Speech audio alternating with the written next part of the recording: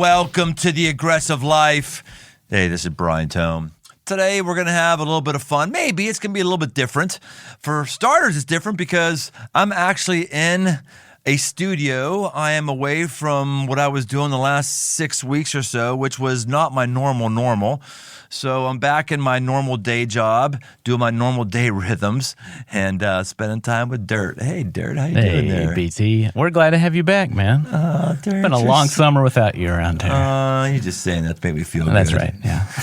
So you did a great job, I understand. I didn't listen to them because I listened to part of them because I don't like listening to myself. I'll listen to myself just enough to learn something I need to do better. Yeah, that's right. And then I need to stop because I just depress myself. I really do. I always think I'm not articulate enough. I'm stuttering too much. I don't have good dictation. I don't whatever. So I didn't listen to all the ones that you mind, but you did a good job with it. And actually the reviews came in fairly positive. Yeah, we had a lot of great feedback on the month of July. We just ran live episodes. We had recorded you. One was on an iPhone in a field in Colorado, which was pretty awesome. One was a conversation you had in front of a bunch of students. One was in your garage. And yeah, people responded. All the podcast listens were up for the month of July. Wow. When it was just you, no special guest. People just want you, BT. Well, no, it might have been actually whenever I just phone it in because I didn't do anything for those. So maybe that's what we ought to do. The aggressive life is just phone it in and have somebody else do your work for you. Maybe that's just what we do from now on. I don't know. That doesn't sound right. So your summer, did you have any fun or anything? I had tons of fun. What'd you do other than not take a bath? I didn't take a bath because I don't like to. You are Dirt. How often do you bathe? Seriously. I stretch it out as much as I can. You do, seriously. Yeah, try to climb in bed, and my wife's like, "Caleb, please go take a shower. You smell terrible." Yeah. How long have you had this dirt fetish? By the way, I just showering is just not top of mind for me. I just don't think about it a whole lot. So there's a funny story. When we first got married, I turned over one morning after sleeping by my wife, and I was probably trying to get a little frisky. And she turned around. You're trying to get dirty? You're trying to get dirty with your wife? I turned around, and there was something was spraying down on me. She had got a bottle of Febreze, and she was like, "Caleb, you smell terrible." And she was literally spraying my body, with Febreze, saying, "Please go take a shower." Wow. So that shut things down pretty quick. So what do you and the missus do this summer? What do dirty people like you do to have a different rhythm in the summer? I got to go down to Atlanta. I actually did a wedding in Atlanta. I was the officiant, but it was at the Georgia Aquarium in front of this huge tank at the aquarium. There was a whale shark back there, a huge manta ray. So I'm literally doing the ceremony, and right behind me, this manta ray 3 times the size of me is swimming up past me. And then we got to spend the whole day at the aquarium with the kids. It was super fun. Did that. Went to North Michigan, hung out for a while there. I camped in Indiana with the kids. So, a lot of getting out and doing fun things. Where'd you camp in Indiana? We went to Indiana Dunes State Park. So we camped at a little campsite, and then we could walk to the beach. And there were all these, obviously, huge sand dunes and stuff the kids play on. So. Sand dunes in Indiana? Yeah. Is it it's right on Lake Michigan. It's down on the bottom. Got it. Okay. Turns down there, yeah. I keep forgetting that because we live, on the southern border of... Yeah, so we had to drive through a lot of Indiana to get there, but it was fun. We used to go I actually helped start a camp, it's still going right now, called Surf City Sun Club in Michigan, on Lake Michigan. It's actually between Lake Michigan and Stony Lake. We would rent out an old camp that was basically... Meatballs. Remember the old movie Meatballs? The old Bill Murray movie. It was basically a Meatballs facility, amazing, vast facility. But that was my first time recognizing, wow, these Great Lakes, they're like oceans. They're huge, man. And you have this sand, and you have to actually climb Mount Baldy to get to the massive. Yeah. The sand dudes are bonkers. So the Great Lakes do feel like an ocean, for sure. What did you do this summer? You did some fun stuff, didn't you? Did you do some things? Yeah, I did. Not to pull in a word here that's a bit used in our podcast because it's called The Aggressive Life, but I did kind of make an aggressive move this summer. I always,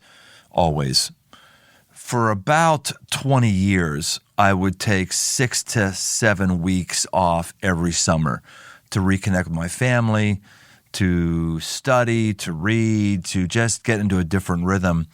And I got away from it a few years ago. Partially, I got away from it because I thought, man, I'm feeling so good. I don't know if I need to do that anymore. And a buddy of mine, 512, who's been on here a few times, he said, well, you sound like a person who has bipolar. You start feeling good, then you don't take your medication. So, but I started like, I don't know, I need to do this anymore. And then all the COVID and everything else hit and different work rhythms and all that stuff. So I haven't had like a exhaustive, serious break for a long time. And when I got out on it, I just wanted to stay on it.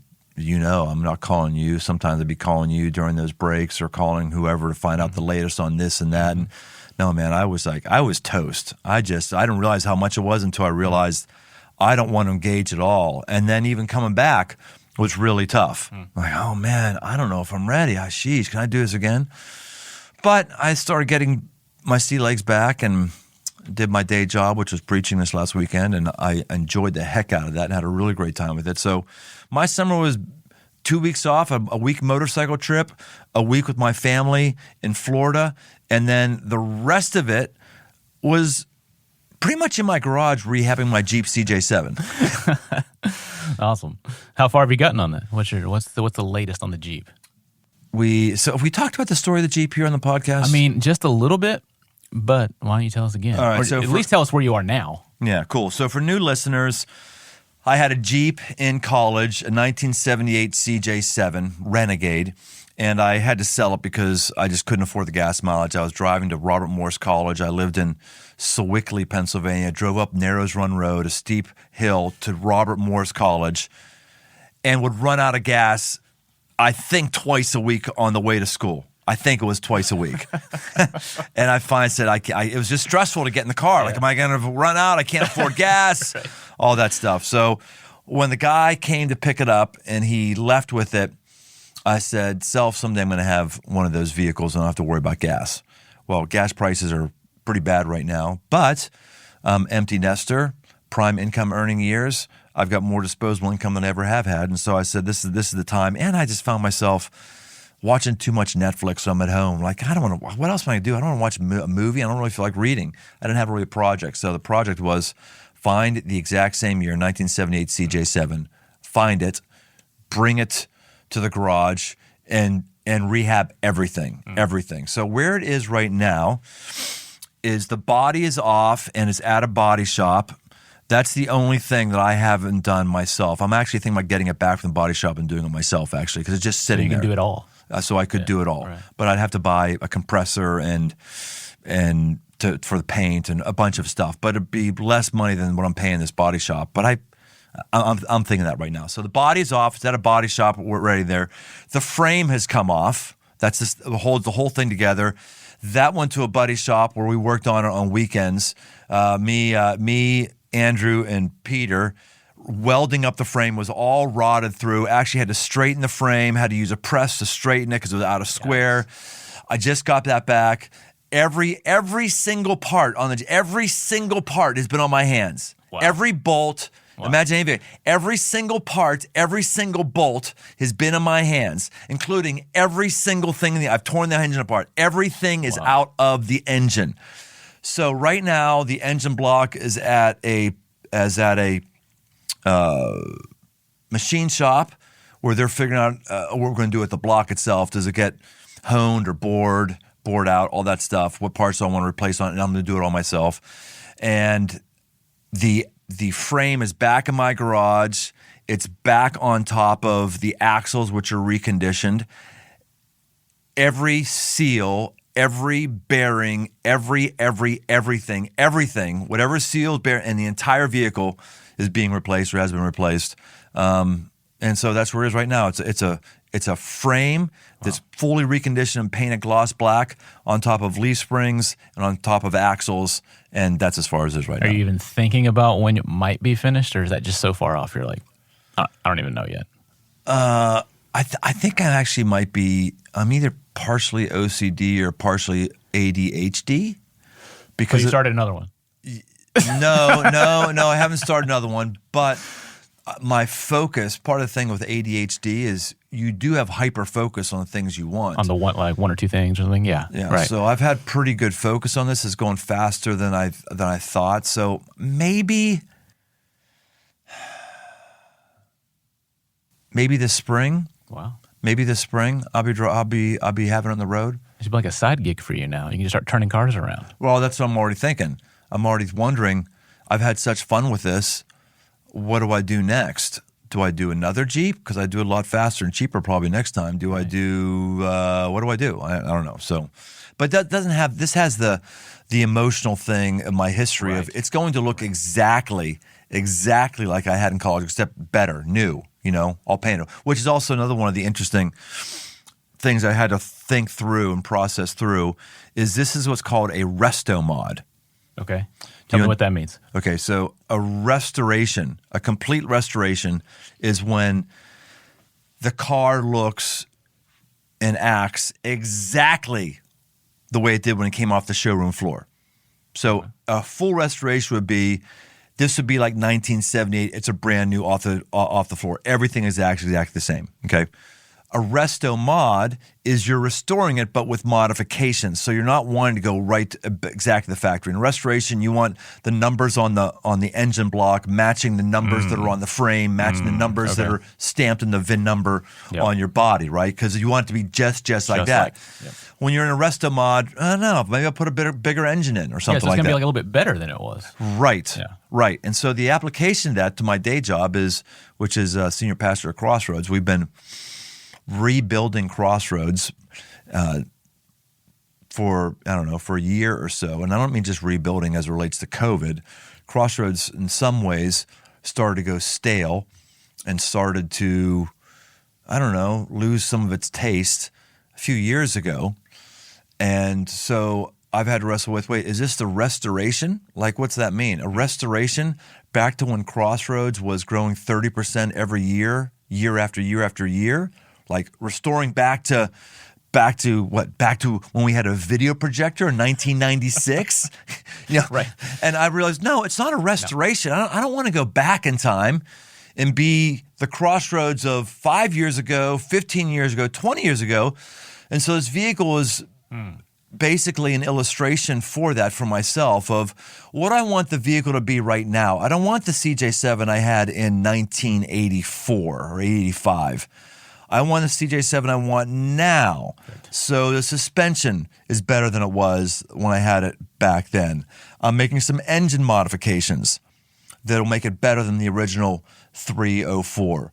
I have some instrumentations can be a little bit better. I've got a Bluetooth. I'm going to have a Bluetooth stereo. That definitely wasn't part of it. That definitely was not part of it. I mean, it's not going to be like Apple CarPlay, but there's going to be. I've kind of got my rocks off, geeking off on that, and thinking about it. Well, what do I want the thing that I leave my day job? What do I want it to look like in today's world? Not bitching and moaning about what it isn't anymore. Not bitching and moaning about, well, why can't things be the way they used to be? Oh, let's just turn back time. No, I don't want to turn back time. Let's be better than that. Yeah, let's be better than that. Let's go forward. That's right. So I think God's used that to just spark things in me and bring me back to life in many ways. I love it. Well, it's great to catch up with you. I'm going to jump into a short conversation real quick to end this time. Yeah, so we got a guy who's coming highly recommended. Name is Chap Browder. This is a dude who's kind of been through it. You want to talk about a guy who's made some really aggressive choices in his life and done some really unusual things. This guy's had a history dedicated to people who are incarcerated, a history of being aggressive in a godly way. And so let's go and talk to Chap Browder. On Sunday morning, September 15th, 1963, an explosion rocked the 16th Street Baptist Church in Birmingham, Alabama. The explosives, planted by local KKK members, killed 4 girls inside the church and set shockwaves throughout the nation. By that time, Chap Browder had moved away from Alabama, but the news shook him to the core. He recognized the names of the victims. They were kids from the neighborhood where he grew up. One victim's parents had been his teachers. He vowed if he ever met the man or men who did this, he'd kill them. Years later, he was asked to serve as Alabama's first African-American state prison chaplain. And his first day on the job, he was visiting the sick and dying when he walked into the room of Robert Chambliss, also known as Dynamite Bob. He was one of the 4 men responsible for the church bombing. But by this time, Chap Browder was a changed man. Instead of taking his revenge, he pulled up a chair, ministered to the man, and prayed with him. For half a century, Chap Browder has dedicated his life to serving the unfree and the unfed. He's not only made history in Alabama, but he continues to work even after retirement. He boldly walks into some of America's darkest places and death rows to minister to the men and women there. He personally organized housing for the formerly incarcerated, collects food to feed the hungry, and offers his hand to anyone in need. Chap Browder is the definition of an aggressive man. He's quietly gone about his incredible life, and I'm honored to bring his story today here on The Aggressive Life, all the way from Alabama. Welcome to The Aggressive Life, Curtis Chap Browder. Thank you, Brad. Appreciate it. Man, Appreciate it. good to be with you. The KKK, are they still a thing? Well, it's the same. They're still here today. They're still around today. They're still around today. I gotta think their membership is a lot less than it used to be. Yes, no? Well, it has grown to be. It has spread it from the south to the north, east, and west now. So it's all over. It's worse now than it was then, Brian. It is worse now. How do you Yes, how do you sir. say? Why? It's not just on. It's just not on people of color. It's on people against people. So what happened when you vowed that you were going to take physical vengeance on the people who killed those children? What happened in you between that point and the point when you bumped into Dynamite Bob? Just tell us that story, how that all came down.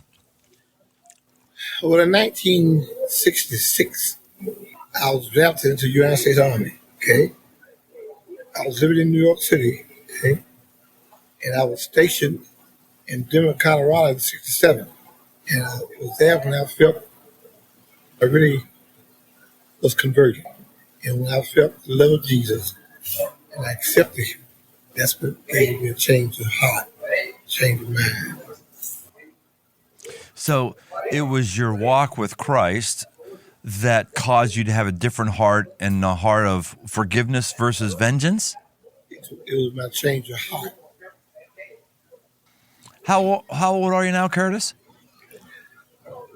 2-3 more months, be 80. 80 years old. Man, you had a really, really interesting perspective on babysitters. Your family babysitter was a person who served time for murder. Come on now. You can't be having babysitters in your house who've killed people, or can you? Why would you do that? Well, she was a young lady that had fell between the cracks, and at that time she had no place to go, and she was being released from prison, and they called her Chaka Khan, and she was a bad lady. She cut up people. So they asked me, would I take her? And I asked my wife, and she said, sure, we'll take her. Not knowing that she really had such a history. Okay? Hatchet woman. They call it the hatchet lady. So we took him to our home to babysit our children. And you trusted her to a person who wielded a hatchet. Your children. Yes, I did. I did trust her because this is what she needed. She needed someone that was trusted her. So we were able to bring her home and babysit my children and stay with us. We saw her turn to be a very fine lady. That's a pretty aggressive move to say, I've got a woman here who's done harm to people, but she needs the trust. That's what I'm hearing from you. You said she needs the trust, but you're putting your children at risk. I mean, people don't do that these days, right? Shoot, we can't put our kids at risk. They got to have a seatbelt on and helmet at all times. Brian, I believe in full gospel. He said, go ye into all the world and preach the gospel to every creature. Here I am in with these creatures that I preach to every day, that changing their hearts and life. And if I win a person to Christ, regardless if he's on death row or where, I believe he's a new creation. And I believe that Chaka Khan, she bowed down on her knees in my car that day. I believe that she was a new creation. So I took him to my home. Today's podcast is brought to you by Athletic Greens. It's a product I use every day. I started taking AG1 because I don't watch my diet too closely, but I know that I'm getting all the vitamins, minerals, and nutrients I can, as well as hydrating with 12 ounces of water right off the bat at the beginning of the day. One scoop of AG1 has got 75 high-quality vitamins, minerals, whole food source superfoods, probiotics, and adaptogens, and it doesn't taste like it. It actually tastes great. AG1 is a micro habit with big benefits. For less than $3 a day, you can take care of your health and invest in your future. It's recommended by professional athletes, health experts, and me. To make it easy, Athletic Greens is going to give you a free 1-year supply of immune-supporting vitamin D and 5 free travel packets with your first purchase. All you have to do is visit athleticgreens.com/aggressive-life. Again, that's athleticgreens.com/aggressive-life to take ownership over your health and pick up the ultimate daily nutrition insurance. So go get you some, and let's get back to the show. Man Camp. They haven't sponsored this podcast because they're not paying jack for this podcast, unlike Athletic Greens, thankful for them. But Man Camp, hey, I tell you what, I would be really, really remiss if I didn't just take some time out right now to say to all of the masculine types here in this podcast, if you've been to Man Camp, you need to freaking go. I'm telling you right now, just go. Stop thinking about it. Stop researching about it. 40 different states have signed up so far for the Man Camp. That's October 21st to 23rd. Have fun. Smile, laugh, push yourself, meet some new dudes, have perhaps some transcendent spiritual experiences that might happen for you. Friends, I got to tell you, man, I want to see you there. It's one of the most important weekends of your life. It may be the most defining and important weekend of your life. Push yourself, get out there, go to mancamp.us. Registrations close 9:15 midnight on September 15th. Can't wait to see you there. You will thank me. Get there. Stop procrastinating. Chop, chop. So in 1978, you were asked to become Alabama's first African-American prison chaplain by then Governor George Wallace, who's pretty well known for embracing segregation and racism. Segregation today, segregation forever. Well, that's what he believed in. Oh, is that what he said? Segregation today, segregation forever. So why does he appoint you? Well, that's the mystery of it all. At that time, Brian, we only had 4,500 men incarcerated. We only had 3 prisons. 2 for men and 1 for women. But today we have over 27,000. So they had a white chaplain that was the head chaplain. And they were going to have 2 more chaplains. So they reached out for a black chaplain. And I was happy to be working at the institution as a volunteer. And my name came up downtown in the commissioner's office. They gave it to the governor. And they appointed me. Did you ever have any personal interaction with George Wallace? Not before the time that he called for me in 1980 to come and do an invocation with him, I thought. But so he called for me to come on vacation and told me to bring my family. Huh. Where he invited me to was one of the richest communities in Alabama.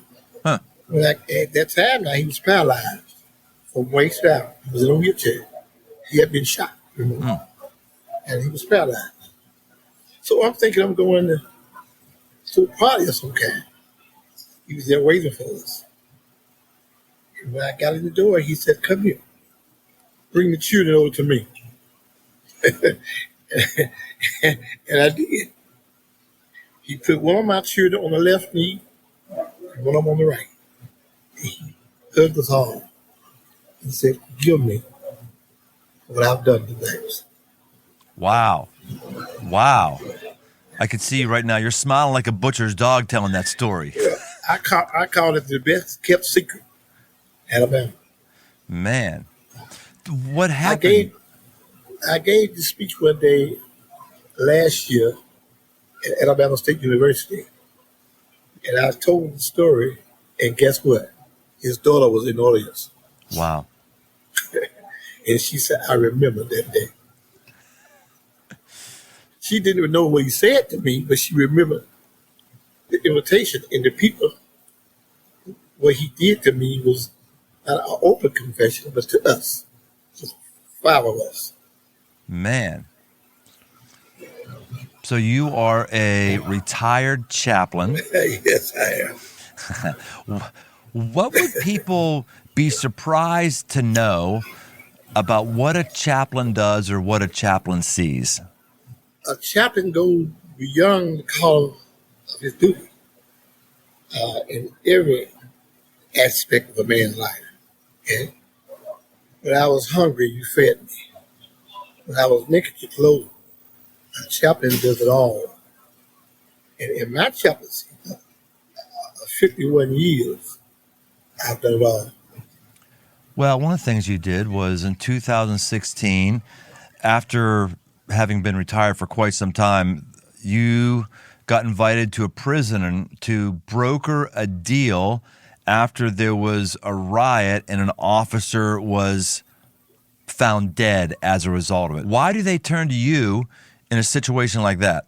When the commissioner called me, he said, "We have problems at home in prison. Can you come?" I said, "Sure, I can come." He said, "When you go down, just see the warden and she'll tell you what to do." So I walked in the home of prison, which is death row, and all the hard criminals there. And I didn't know the lady. When I walked into her office, she began to cry. She said, "I'm so glad you're here. I heard about you. And now I need your help." And she gave me a big key.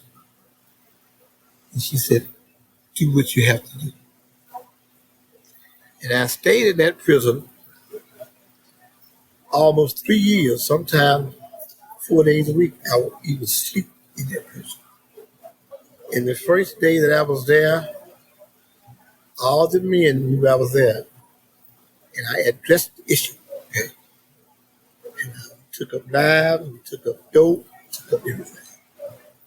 The warden came out and said that after about 3 months I was there, in fact, we did all our baptism and everything right in the dome. We did everything.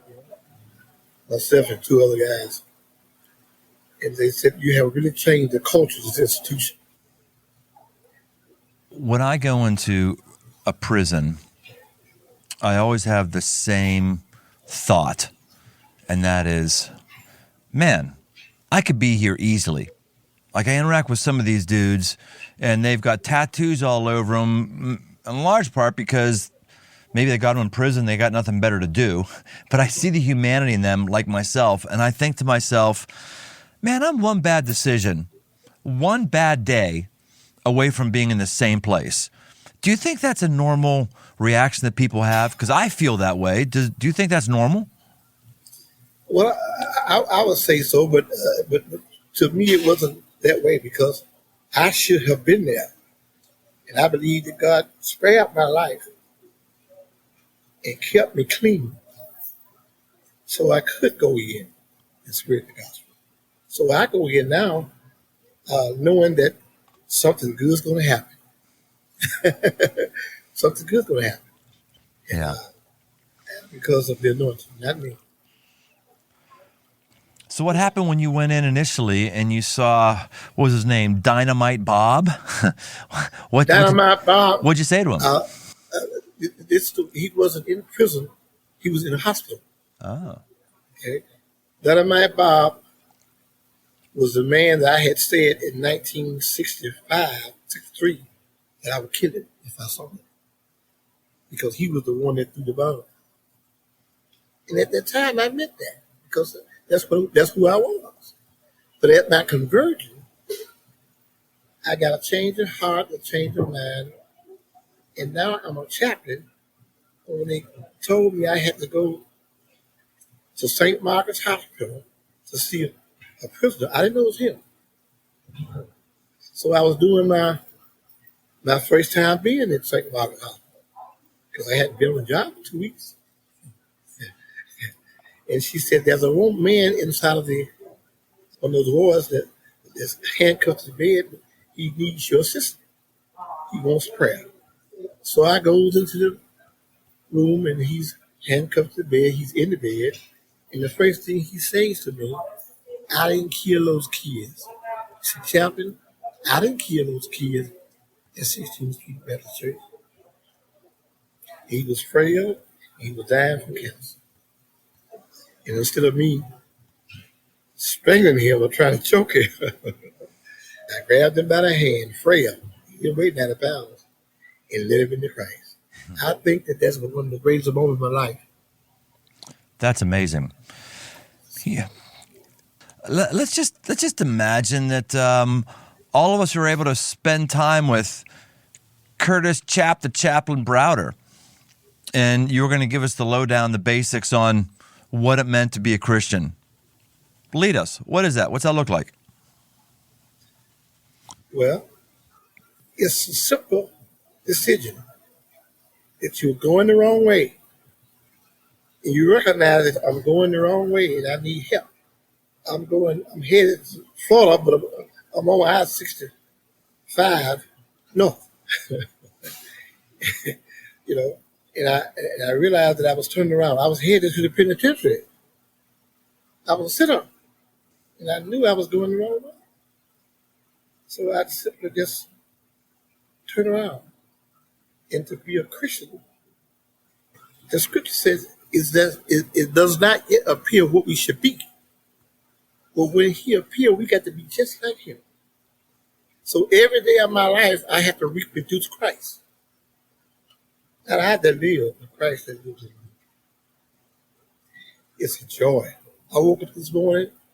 I haven't had a bad day since 1968. That's an aggressive move. Haven't had a bad day since 1968. You know what? That's because you're taking control of your day. You're taking control of your mind. You're not being a victim. You're saying, no, it's going to be a good day. But it's not I that live. It's the Christ that lives in me. He said, "Behold, I stand at the door and knock." See, Christ, I can't live this life. He lives it in me.